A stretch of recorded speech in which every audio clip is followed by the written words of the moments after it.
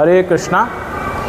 आप सभी भक्तों का श्री श्री राधा गिरधारी जी के इस प्रांगण में बहुत बहुत स्वागत है। जैसा हमने बताया, हम श्रीमद् भगवद गीता के 17वें अध्याय का 19वां श्लोक का अध्ययन कर रहे हैं। तो प्रारंभ करने से पूर्व आप सबसे एक प्रश्न है, आप सब में से किस किस ने देखा है या सुना है कि किसी नेता ने भूख हड़ताल की है, आमरण अनशन किया है? सुना है आपने ऐसा? भूख हड़ताल की है किसी ने? किसी व्यक्ति ने भूख हड़ताल की हो कि मैं जब तक नहीं खाऊंगा जब तक मेरी मांग पूरी नहीं होगी, ऐसा सुना है किसी ने? नहीं सुना? आपने नहीं सुना? आपने सुना है? अधिकतर अखबार में आता रहता है। अभी यहाँ महाराष्ट्र में भी था ऐसा कि उनको आरक्षण चाहिए, इसलिए क्या करना है, भूख हड़ताल करेंगे, हम कुछ नहीं खाएंगे। और आज से लगभग 10-12 साल पूर्व दिल्ली में आरक्षण को लेके या ये कहिए भ्रष्टाचार को लेके अन्ना हजारे जी ने आमरण अनशन किया था। सुना था ना? हम आपने सुना था ना? वो क्या है, हम कुछ नहीं खाएंगे, भूखे रहेंगे जब तक हमारी बात नहीं मानी जाएगी। लोग पटरियों पे आ जाते हैं कि हम ट्रेन नहीं चलने देंगे, हम रास्ते बंद कर देंगे, चक्का जाम कर देंगे। ऐसा बहुत होता है, किसान करते हैं कई बार, ऐसा है ना। तो ये जो ये कार्य हैं, ये शास्त्र में कहीं भी नहीं बताए गए इस तरह की तपस्या के लिए। स्पेशली जो आमरण अनशन बोलते हैं ना, इवन हमारे जो राष्ट्रपिता हैं महात्मा गांधी, हम सब जानते हैं ना, उन्होंने भी कितने समय तक बिल्कुल नहीं खाया था। क्यों नहीं खाया था, किसी को पता है? उन्होंने कहा था, जब उनकी मांगे जब अंग्रेज़ों के साथ थे तो उन्हें असहयोग आंदोलन किया। उन्होंने कहा कि जब तक मैं नहीं खाऊंगा जब तक भारत नहीं छोड़ोगे, ऐसे ही उन्होंने शर्तें रखी।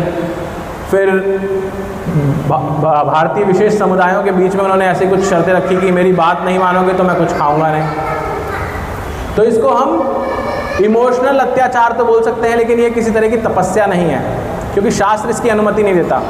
जो आज का श्लोक हम 17वें अध्याय का 19वां श्लोक का अध्ययन कर रहे हैं, भगवान उस श्लोक में क्या बताते हैं कि जो व्यक्ति अपने शरीर को कष्ट देने के लिए या फिर दूसरों को यातना पहुंचाने के लिए तपस्या करता है, वो तामसी तपस्या है, ऐसा बताया गया है। तो अगर कोई व्यक्ति अपने आप को कष्ट दे करके ऐसा कर रहा है तो तामसी तपस्या, उसका कोई लाभ नहीं, क्योंकि उसको जगत का लाभ नहीं हो रहा उससे कुछ। अब इस अध्याय का अगर हम दोबारा से देखें, 17वां अध्याय का शीर्षक क्या है? श्रद्धा के विभाग। श्रद्धा के 3 विभाग बताए गए हैं। आप में से किस किस ने सुना है 3 गुणों के बारे में? हमने पिछली कक्षा में भी चर्चा की थी, पिछले सप्ताह। 3 गुण क्या क्या होते हैं? सत्वगुण, रजोगुण और तमोगुण। तो हर चीज़ जो भी इस जगत के अंदर है वो इन 3 गुणों में विभाजित है। और इसी तरह से जो अभी हम जिन विषयों पर चर्चा कर रहे हैं पिछले 4-5 श्लोकों में, उसमें तपस्या के बारे में आया है। तपस्या का ऐसे ही विभाजन किया गया है। तो भगवद गीता में कृष्ण भगवान बताते हैं, विशेष तौर पर 3 चीज़ों की तपस्या के बारे में बताया गया है। 3 क्या चीज़ें हैं? हमारा शरीर, हमारी वाणी और हमारा मन। इन तीनों की तपस्याओं के बारे में भगवान चर्चा करते हैं। और भगवान बताते हैं कि शरीर की तपस्या क्या है? शरीर की तपस्या है कि भगवान को प्रणाम करना, अपने से बड़ों को, अपने माता पिताओं को प्रणाम करना। आजकल हमारे लिए वो भी बड़ी तपस्या है ना कि हमसे झुका नहीं जाता। हम प्रणाम कैसे करते हैं? ऐसे करते हैं। आपने मुझे भी देखा होगा, मैं भी ऐसे ही कर रहा था। शारीरिक मर्यादाएं बढ़ गई हैं हमारी। तो अगर हम ये भी झुक के करते हैं तो ये भी एक तपस्या है, भगवद गीता बताती है हमें ऐसा। अपने आप को स्वच्छ रखना, ये भी एक तपस्या है। साधारण जीवन जीना, ये तपस्या है। और अहिंसा ना करना भी तपस्या है, क्योंकि स्वभाव से ही हम अहिंसा करना चाहते हैं। तो अगर अब यहाँ देखा जाए कि प्रैक्टिकली कैसे हम देख सकते हैं तपस्या को आज के समय में, इस्कॉन संस्था में जब आप आते हैं या जुड़ते हैं तो आपको 4 विशेष नियम बताए जाते हैं। किसी को पता है क्या 4 नियम है? वो 4 नियम किसे पता है यहाँ पर जो बैठे हैं? किसी को नहीं पता? तो पहला है मांस नहीं खाना। दूसरा क्या है? कोई भी नशीले पदार्थ का सेवन नहीं करना। तीसरा क्या है? जुआ नहीं खेलना। और चौथा, पराई स्त्री या पुरुष का संग नहीं करना। ये 4 विशेष इस्कॉन से अगर आपको जुड़ना है तो ये सबसे प्रारंभिक बताए जाते हैं। प्रभुपाद जी कहते हैं ये भक्त बनने के लिए नहीं है, ये इंसान बनने के लिए, मनुष्य बनने के लिए सबसे आवश्यक है। तो ये भी एक तरह की तपस्या है। प्रभुपाद जी कहते हैं आज के समय में मनुष्य इतना नीचे गिर चुका है कि उसको ये 3 चीज़ें जो बहुत ही सदाचारी लगती हैं, इनका पालन करना भी एक तरह की तपस्या है। तो अगर हम इन चारों को देखें तो पराई स्त्री का संग ना करना, या एकादशी या उत्सव के दिन, जन्माष्टमी के दिन उपवास रखना, या भगवान को जैसे मैंने भी बोला साष्टांग लेट करके प्रणाम करना, ये सब शरीर की तपस्याएं बताई गई हैं। ये हमारे लिए प्रैक्टिकल है, जो आज भी हम कर सकते हैं। उसी तरह से अगर हम देखें तो मन की क्या तपस्या बताई है भगवत गीता में? मन की तपस्या बताई गई है संतोष। आपको जो भगवान ने दिया, आपने अपना कर्म किया, सबसे अच्छे ढंग से किया कर्म, और कर्म करने के बाद जो आपको फल मिला उसमें संतोष रखना। और संतोष नहीं रखना कि मुझे तो यही मिला, मेरे पड़ोसी को ये मिल गया। कई बार हम एग्जाम्पल बोलते हैं ना कि पड़ोसी के यहाँ तो गाड़ी है, हमारे घर भी गाड़ी चाहिए हमें, पड़ोसी के यहाँ टीवी है, बड़ा टीवी है, वो भी चाहिए, नया फ़ोन आया मार्केट में, मुझे चाहिए। तो जो ये लोभी की प्रवृत्ति होती है, इसको त्याग करके संतोष रखना, अपने आप पर, अपनी इंद्रियों पर नियंत्रण रखा, ये हमारे मन की तपस्या बताई गई है। अब इसको अगर हम इन 4 नियमों के साथ देखें, प्रैक्टिकली क्या है आज के समय में? अगर आप जुआ नहीं खेलते, अगर आप मदिरा पान नहीं करते, मदिरा का अर्थ है कोई भी नशीली चीज़, यहाँ तक कि इस्कॉन में कॉफ़ी और चाय भी मना की जाती है। तो आप जानते हैं कि चाय के भी हम कितने एडिक्ट हो जाते हैं, सुबह उठते ही चाय चाहिए, नहीं तो सर में दर्द हो जाता है। तो ये त्यागना भी तपस्या है। और जो आज नई तरह की तपस्या प्रकट हो रही है हम सबके लिए, वो है अपने मोबाइल फ़ोन में ना झांकना। वो भी मन की तपस्या है। क्यों है? क्योंकि हर क्षण हम मोबाइल में लगे रहते हैं, रील देखने घंटों बीत जाते हैं, पता ही नहीं चलता हमें। तो उस पर नियंत्रण करना भी हमारे मन की तपस्या है। और फिर तीसरा आता है वाणी की तपस्या। वाणी की तपस्या क्या बताए भगवद गीता में? अनुद्वेग करम वाक्यम। भगवान बोलते हैं ऐसा बोलना जो सत्य हो, सत्यम प्रियम हितम चय। जो सत्य हो, जो सामने वाले व्यक्ति को प्रिय लगे और जो शास्त्रों पर आधारित हो। अर्थात आप सत्य बोल रहे हैं, लेकिन अधिकांश लोग क्या बोलते हैं कि मैं तो सत्य बोलता हूँ, लेकिन उससे सामने वाले को कष्ट पहुँच जाता है। तो वो तपस्या नहीं है वाणी की। वाणी की तपस्या है आप सोच समझ करके बोले। एक बार जो मुंह से निकल जाता है वो वापस नहीं आता।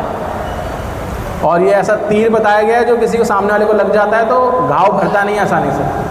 तो इसीलिए वाणी की तपस्या बताई गई है कि आप बहुत सोच समझ करके बोलें, सत्य बोलें, ऐसा बोलें जो सामने वाले व्यक्ति को सत्य होते हुए भी प्रिय लगे, ऐसा वाक्य बोलें। अब जिह्वा की और तपस्या क्या है कि हम शाकाहारी भोजन खाएं, और विशेष तौर पर इस्कॉन में अगेन प्याज लहसुन भी अलाउड नहीं है, तो उसका भी वर्जित है, उसको भी ना खाएं। और सबसे महत्वपूर्ण, जो खाएं वो भगवान को भोग लगा कर खाएं, कृष्ण प्रसाद खाएं। तो ऐसा हम करते हैं तो वो भी तपस्या है वाणी की। जिह्वा की दूसरी तपस्या क्या है जो बहुत ही महत्वपूर्ण है? वो है भगवान के नामों का जप करना। हरे कृष्णा कृष्णा कृष्णा हरे हरे, हरे राम राम राम हरे हरे। ये भी जिह्वा की तपस्या है, हमारी वाणी की तपस्या है। इसी तरह से हम भगवत गीता या भागवतम के श्लोकों का जब अध्ययन करते हैं, वो भी वाणी की तपस्या बताई गई है। तो ये विभिन्न तरह की तपस्याएं हैं। तो हमने 3 तरह की तपस्याएं देखी। कौन कौन सी? शरीर की तपस्या, मन की तपस्या और वाणी की तपस्या। इसके बाद में भगवत गीता में बताया भगवान ने कि 3 तरह की तपस्याएं जो कि आपको सत्वगुण, रजोगुण और तमोगुण में करते हैं हम सब। तो पहले बताया जब हम किसी चीज़ में श्रद्धा रख के, भगवान में श्रद्धा रख के, हमारा कोई विपरीत उद्देश्य नहीं है, हमारा खुद का कोई लाभ नहीं है, ऐसे समय में अगर हम तपस्या करते हैं जन कल्याण के लिए, समाज के लिए, भगवान की प्रसन्नता के लिए, वो क्या है? वो सत्वगुणी तपस्या है। जब हम चाहते हैं कि हमारा मान सम्मान बढ़े, लोग हमें जाने हम तो कितने बड़े तपस्वी हैं, हम तो इतने दिनों तक बोलते ही नहीं है मुँह से कुछ भी, हम तो एक टांग पे खड़े रहते हैं, ऐसे साधु बाबा आए हैं जो एक टांग पे खड़े रहते हैं, राइट? ये बताया गया है कैसी है? रजोगुणी तपस्या, जिसमें आप लाभ चाहते हैं। और तीसरी तपस्या क्या है? तमोगुणी, जो आज का शीर्षक है 17वें अध्याय का 19वां श्लोक। भगवान कहते हैं जो मूर्ख लोग तपस्या करते हैं, जो अपने आप को कष्ट पहुंचा के की जाती है। आपने कई बार ऐसा देखा होगा टीवी में, कई लोग जलते हुए कोयले के ऊपर चल रहे हैं, है ना? आग के ऊपर से चल रहे हैं, सुइयाँ हैं उनके ऊपर चल रहे हैं, अपनी जिह्वा पे सुई गाड़ रहे हैं, पहुँचा कर रहे हैं। लगता है तो बहुत बड़े तपस्वी हैं। श्री राधा गिरधारी की जय, श्री जगन्नाथ बलदेव सुभद्रा माई की जय, गौर निताय की जय। तो जब वो ऐसा करते हैं तो हमें लगता है बहुत बड़े तपस्वी हैं ये, लेकिन भागवत गीता उसे बोलती है ये तमोगुणी तपस्या है, मूर्खों की तपस्या है, क्योंकि भगवान ने हमें कहीं नहीं बताया इस तरह की तपस्या करने की। इसी तरह का अगर हम शास्त्रों में देखें तो शास्त्रों में उदाहरण मिलता है हमें हिरण्यकश्यप का। आप में से किस किस ने महाअवतार नरसिम्हा पिक्चर देखी? कोई है भक्त यहाँ पर जिसने देखी? वहाँ पे देखी भक्तों ने, कुछ भक्तों ने देखी, आप सबने नहीं देखी? अवश्य देखें उसको, बहुत ही सुंदर चित्रण है। अब तो टीवी पे भी आ गई तो आप वहाँ भी देख सकते हैं। बिल्कुल शास्त्रों पर आधारित मूवी, और इसी जो हम बात कर रहे हैं हिरण्यकश्यप, इसके ऊपर आधारित है। तो हिरण्यकश्यप और हिरण्याक्ष दो भाई थे, जिनको जो भगवान के एक्चुअल में जिस मंदिर के बाहर निकलते तो यहाँ पे साइड में जय विजय जो दूत हैं वो थे, उनको चतुष्क कुमारों ने श्राप दिया था, और वो भी भगवान की लीला थी, उसके कारणवश उनको श्राप मिला था। और उनका पहला जन्म जो हुआ था वो हिरण्याक्ष और हिरण्यकश्यप के रूप में हुआ था। तो हिरण्याक्ष को वरादेव ने, भगवान वरा ने पृथ्वी की रक्षा करते हुए उस समय मार दिया था। तो जब मार दिया था तो हिरण्यकश्यप बहुत क्रोधित हुआ था, और क्रोधित होने के बाद उसने अपने गुरु से विचार विमर्श किया, और विचार विमर्श करने के बाद वो तपस्या करने निकल गया। तपस्या करने पहाड़ की सबसे ऊंची चोटी पर एक टांग पे खड़े होकर, हाथ ऊपर करके और ऊपर आकाश में देख करके ब्रह्मदेव की तपस्या करता रहा। और इतनी कड़ी तपस्या, एक अंगूठे पे खड़ा हो गया बाद में वो, उसके शरीर का एक एक जो ये मांस या बोलेंगे आप त्वचा है, ये सब जीव जंतु खा गए, सिर्फ कंकाल रह गया और उसके अंदर आत्मा रह गई। ऐसी भीषण तपस्या की उसने, और उस तपस्या से प्रसन्न होकर कौन प्रकट हुए? ब्रह्मदेव। अब ब्रह्मदेव जब प्रकट हुए तो हिरण्याकश्यप ने ब्रह्मदेव से कहा कि आप मुझे वर दें कि मुझे कोई ना मार सके, मैं अमर हो जाऊं। तो ब्रह्मा जी ने क्या कहा? आप अमर तो नहीं हो सकते, क्योंकि तो अमर तो मैं खुद ही नहीं हूँ। आप में से किस किस को पता है कि ब्रह्मा जी अमर नहीं है? पता है? ब्रह्मा जी की आयु बहुत ज़्यादा है, लेकिन अमर नहीं है वो। तो ज़्यादा होने की वजह से हमें कई बार लगता है कि अमर हैं। इसी तरह से देवी देवता भी कोई अमर नहीं है, वो सब भी एक आयु के बाद उनकी भी मृत्यु होती है, राइट। तो ब्रह्मा जी ने कहा मैं तो नहीं कर सकता ऐसा आशीर्वाद आपको। तो फिर उसने अपनी दिमाग लगाया, उसने बोला आप मुझे ऐसा आशीर्वाद दें कि मैं ना दिन में मरूं ना रात में, ना किसी 12 महीने में मरूं, ना घर के अंदर ना घर के बाहर, ना ऊपर ना ज़मीन में। मुझे ना कोई मनुष्य मार सके, ना कोई जानवर मार सके, ना मैं अस्त्र से मरूं ना शस्त्र से मरूं, किसी चीज़ से ना मरूं मैं। तो सब चीज़ें करके ब्रह्मा जी ने बोला तथास्तु। अब उसने तपस्या की, और तपस्या करने के बाद, ये वर लेने के बाद उसने क्या किया? हाहाकार मचा दिया सब जगह। हाहाकार का अर्थ क्या है? उसने सब लोगों को तंग करना शुरू कर दिया, कष्ट पहुंचाना शुरू कर दिया। जितने भी भगवान के भक्त थे उन सबको बहुत कष्ट करना शुरू किया। इवन यहाँ तक कष्ट पहुँचाया कि उसने अपने पुत्र को ही, जो कि भगवान का भक्त था प्रहलाद महाराज, उनको तक कष्ट देना शुरू किया। उनको कितनी बार मारने की कोशिश की, चेष्टा की, और अंत में अपने भक्त को बचाने के लिए भगवान प्रकट हुए। भगवान नरसिंह देव, जो आपके सामने उधर दिख रहे हैं आपको, नरसिंह देव भगवान की जय। तो भगवान प्रकट हुए, और भगवान ने अपने भक्त यानी कि प्रहलाद महाराज को बचाने के लिए, और अपने दूसरे भक्त यानी कि ब्रह्मा जी के वचन को पूरा करते हुए एक राक्षस को मारा। कैसे मारा? भगवान ने 12 महीने में नहीं मारा, भगवान ने जो अधिक मास आता है उसमें प्रकट हुए भगवान ने ना दिन में मारा ना रात को मारा, संध्या के समय मारा। भगवान ने ना ऊपर मारा ना नीचे मारा। भगवान देखिए कैसे गोदी में ले रखा, अपनी गोदी में लेके मारा। भगवान ना पुरुष थे ना जानवर थे, भगवान दोनों का मिक्स थे। भगवान ने ना अस्त्र से मारा ना शस्त्र से मारा, ना खूनों से मारा, जो ना जीवित हैं ना निर्जीव हैं। तो सारी जो ब्रह्मा जी ने बोला उन सबको पूरा करते हुए मारा। इससे हम क्या देखते हैं कि जो तमोगुणी तपस्या करते हैं वो खुद को तो कष्ट पहुंचाते ही हैं, और बाद में उस तपस्या के फल से दूसरों को भी कष्ट पहुंचाते हैं। ऐसे ही आपने भस्मासुर की लीला सुनी होगी। भस्मासुर, एक बार उसका नाम भस्मासुर पड़ा, वैसे वृकासुर था वो। उसने शिव जी की तपस्या की। शिव जी की तपस्या करने पर शिव जी प्रसन्न हो गए उससे, और जब प्रसन्न हुए तो शिव जी ने बोला क्या चाहिए? बोले मुझे ऐसा वर दीजिए मैं जिसके ऊपर भी हाथ रखूं वो भस्म हो जाए। तो शिव जी तो उनका नाम है आशुतोष, यानी कि बहुत जल्दी प्रसन्न होने वाले। तो उन्होंने कहा तथास्तु। तब उसने क्या, देखिए पहले उसने तपस्या क्या की थी, उसने अपने शरीर का एक एक अंग छील छील करके काट काट के तपस्या में हवन में डाल रहा था, तो अपने आप को कष्ट मचा रहा था। अब जब उसे आशीर्वाद मिल गया तो उसने क्या कहा, अब दूसरों को कष्ट पहुँचाना शुरू किया। दूसरों को भी किसको? जिन्होंने आशीर्वाद दिया उन्हीं को ही। बोलता है अब मैं ये जो आपने मुझे आशीर्वाद दिया है आपके ऊपर ही टेस्ट करता हूँ, आपको भस्म करके आपकी पत्नी पार्वती से विवाह कर लूँगा। तो ये देखिए तमोगुणी तपस्या कैसी होती है। तो शिव जी भागते रहे, कभी ब्रह्मा जी के पास, देवी देवताओं के पास, अंत में विष्णु भगवान के पास जाते हैं। और विष्णु भगवान एक युति लगा करके उस वृकासुर को बोलते हैं कि ये तू खुद टेस्ट करके देख। एक ब्रह्मचारी बन के उसके सामने जाते हैं और उसको बोलते हैं कि जो तेरे को दिया है ये आशीर्वाद, ये मैं जानता हूँ शिव जी का असर नहीं करता, तूने टेस्ट किया है कहीं पर ये? वो बोलता है नहीं। बोले अपने ऊपर तो रख के देख, टेस्ट करके देख, चलता है नहीं चलता ये, उसके बाद जाके सबको भस्म करना। और अगर नहीं चलता तो शिव जी को फिर हम दोनों चल के मारेंगे। चल, वो प्रसन्न हो जाता है, वो अपने ऊपर हाथ रखता है और भस्म हो जाता है। वैसे हम देखते हैं तमोगुणी व्यक्ति खुद को कष्ट देता है, फिर दूसरों को कष्ट देना चाहता है और अंत में खुद ही नाश हो जाता है। और हमें ऐसे कौन से एग्जाम्पल मिलते हैं? आपने एक और सुना होगा, त्रेता युग में ऐसा राक्षस कौन सा हुआ है? कौन हुआ ऐसा त्रेता युग में राक्षस जो तमोगुणी तपस्या की? रावण। यस, रावण ने भी ऐसे ही करी, उसने अपने सर काट काट करके वहाँ बलि चढ़ाए। शिव जी का भक्त था बहुत बड़ा, 10 बार सर काटे, इसलिए उसका नाम दशानन पड़ गया। और शिव जी से तपस्या करने के बाद में जब राम भगवान से उसने वैर लिया, जब सीता माता को ले आया तो शिव जी ने उसको आके बोला कि भाई भगवान से, ये भगवान है, इनसे वैर मत कर, तू बचेगा नहीं।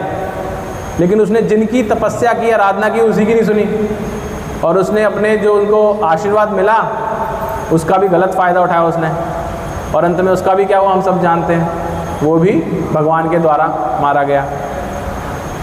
तो आप देखिए तमोगुणी जिसने तपस्या की, खुद कष्ट मिला, दूसरों को कष्ट पहुंचा और खुद भी समाप्त हो गया। अब इसके कॉन्ट्रास्ट में अगर हम देखें एक और लीला जिसमें हम देखते हैं हिरण्यकश्यप और हिरण्यकश्यपों की माता, क्या नाम था? कोई जानता उनकी माता का नाम? क्या नाम था उनकी माता का नाम? नहीं, क्या नाम था? कयाधु। सॉरी, कयाधु तो पत्नी थी हिरण्यकश्यप की, तो इनकी माता का नाम क्या था? सॉरी, दीति। धन्यवाद प्रभु जी, दीति नाम था। तो दीति ने क्या किया? दीति ने जब देखा कि मेरे दोनों पुत्र हिरण्याक्ष और हिरण्यकश्यपु मारे जा चुके हैं, तो उसने सोचा कि क्यों मारे गए। भागवत में एक श्लोक आता है, एते चांश कला पुंसा कृष्णस्तु भगवान स्वयं इंद्रारी व्याकुलम लोकम मृडयंती युगे युगे।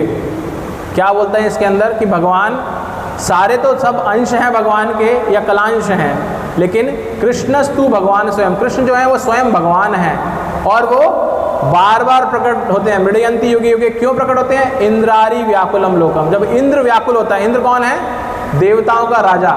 जब जो इंद्र है जब वो व्याकुल हो जाता है, परेशान हो जाता है, तब भगवान प्रकट होते हैं। तो दीति को लगा कि मेरे जो पुत्र मारे गए हैं ये इंद्र की वजह से मारे गए हैं, क्योंकि हमेशा इंद्र को बचाने के लिए भगवान प्रकट होते हैं और मेरे पुत्र मारे जाते हैं। तो उसने अपने पति से प्रार्थना की, उनको बहुत प्रसन्न करके उनसे कहा कि मुझे एक ऐसा पुत्र चाहिए जो इंद्र का वध कर सके।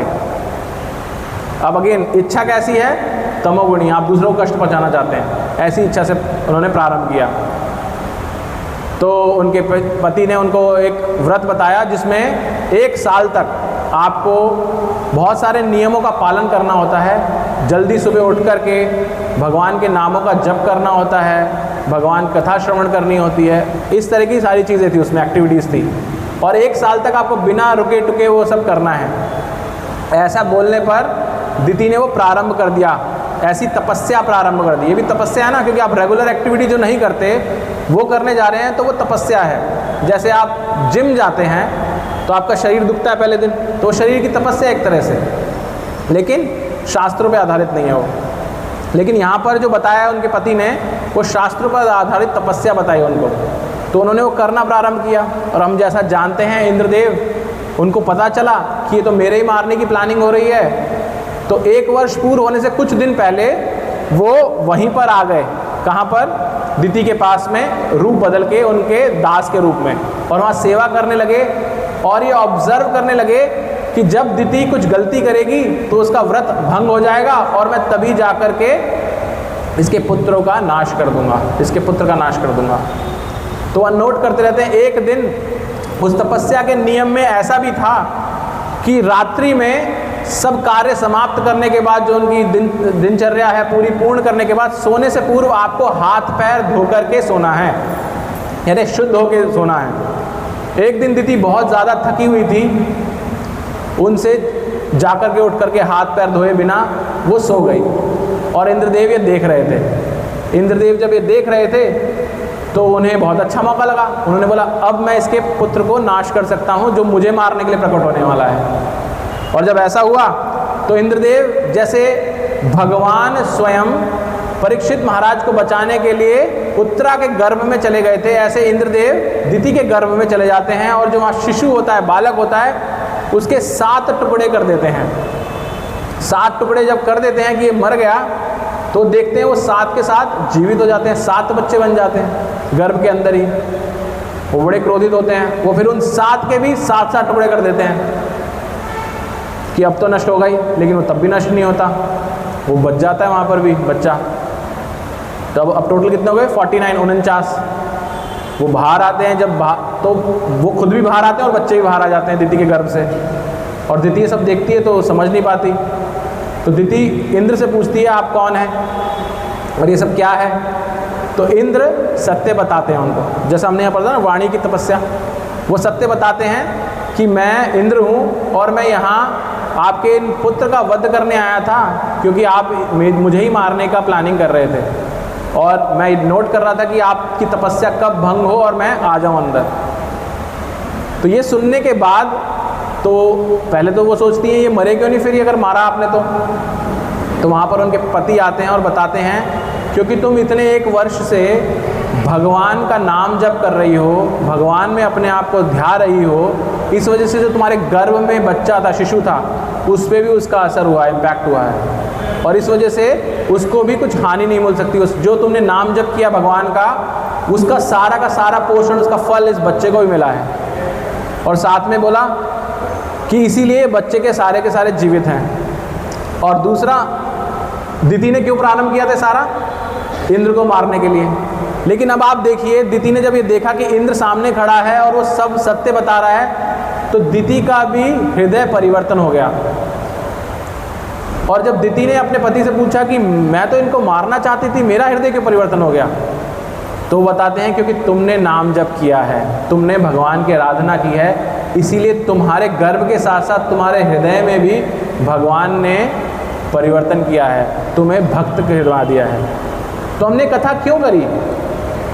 हमने इसलिए करी कि जब हम तमोगुणी तपस्या देखी हमने, उसमें व्यक्ति खुद को कष्ट पहुंचाता है, दूसरों को कष्ट देता है और अंत में स्वयं मर जाता है। लेकिन जब कोई सतोगुणी या शुद्ध सत्व में तपस्या करता है, वो क्या है? यानी कि भगवान की तपस्या, भगवान का नाम जप, तो उसे क्या लाभ मिलता है?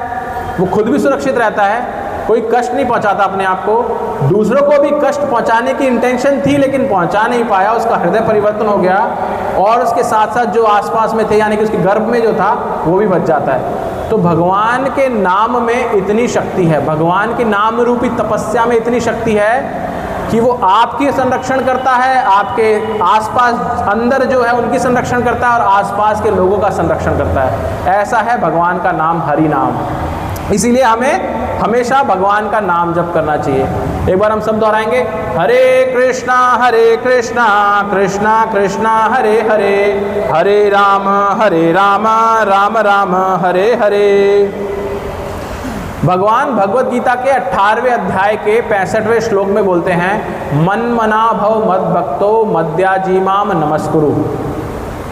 तो हमने 3 चीज़ों के बारे में बात की, शरीर, मन और वाणी।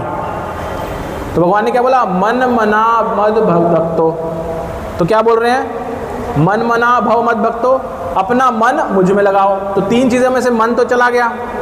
मद्याजी माम नमस्कुरु, मुझे नमस्कार करो, तो आपका शरीर भी भगवान में लग गया। और तीसरा क्या है, मद्याजी माम नमस्कुरु, उसके साथ में भगवान बोल रहे हैं मेरा नाम करो, भगवान का नाम जप करो। तो इससे क्या होता है, हम तीनों चीज़ों को भगवान की सेवा में लगा सकते हैं। और तीनों की तपस्या इसी में पूर्ण होती है कि हम भगवान के नामों का जप करें, भगवान को प्रणाम करें और भगवान के नाम में ध्यान लगाएं। तो इस तरह से हम मन को भगवान का ध्यान करने में लगाते हैं, अपनी जिह्वा को भगवान का गुणगान करने में लगाते हैं और अपने शरीर को भगवान के सामने झुकने में लगाते हैं। तो अंत में पूरी आज की कक्षा को निचोड़ते हुए, समराइज करते हुए, हमने देखा तमोगुणी तपस्या गलत तरह की तपस्या हमें नहीं करनी चाहिए, किसी को नहीं करनी चाहिए, दूसरों को कष्ट पहुंचता है। और असली तपस्या क्या है, भगवान का नाम जप, शरीर, मन और बुद्धि से या आपकी वाणी से भगवान को सरेंडर करना, ये असली तपस्या है। और इस तरह की तपस्या करने के लिए क्या आप सब तैयार हैं? तो आप सबसे तपस्या हम छोटी स्टार्ट कर सकते हैं। क्या है छोटी तपस्या? हम ऐसा भाव रखें, श्री राधा गिरधारी जी के इस प्रांगण में हम ऐसा भाव रखें, गिरधारी से प्रार्थना करें कि आप हमें ऐसी तपस्या करने के लिए शक्ति दें कि मैं एटलीस्ट आज से 2 माला हरे कृष्ण महामंत्र जो वहाँ लिखा है उसका नाम जप कर सकूँ। अगर आप बिल्कुल नहीं कर रहे हैं तो 2 माला, अगर आप 2 कर रहे हैं तो 2 बढ़ाइए उसमें, ये तपस्या कीजिए। तो इससे भगवान प्रसन्न होंगे और जैसा हमने अभी कथा में देखा, आप स्वयं का हृदय परिवर्तन कर पाएंगे और अपने आसपास के लोगों का संरक्षण कर पाएंगे।